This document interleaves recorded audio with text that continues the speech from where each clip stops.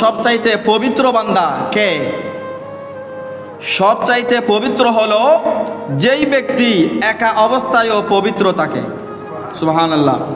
যেই ব্যক্তি একা অবস্থায়ও পবিত্র থাকতে পারে ওই ব্যক্তি হলো সবচাইতে পবিত্র ব্যক্তি। হযরতে আবু হুরায়রা রাদিয়াল্লাহু তাআলা আনহু থেকে এক ব্যক্তি জিজ্ঞাসা করলো, হুজুর, কোন ব্যক্তি শুদ্ধভাবে নামাজ আদায় করে? কোন ব্যক্তি শুদ্ধভাবে নামাজ আদায় করে?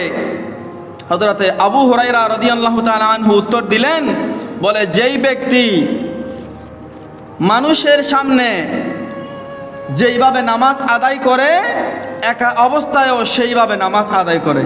সুবহানাল্লাহ। আমার সমাজে এখন দেখা যায় মানুষ থাকলে মানুষের সামনে কত সুন্দরভাবে নামাজ আদায় করে, বলে আমি ভুল করলে একটু এদিক সেদিক দেখলে মানুষ দেখবে, কি বলবে? মানুষের ভয়ে মানুষের সামনে শুদ্ধভাবে সুন্দরভাবে নামাজের চেষ্টা করে।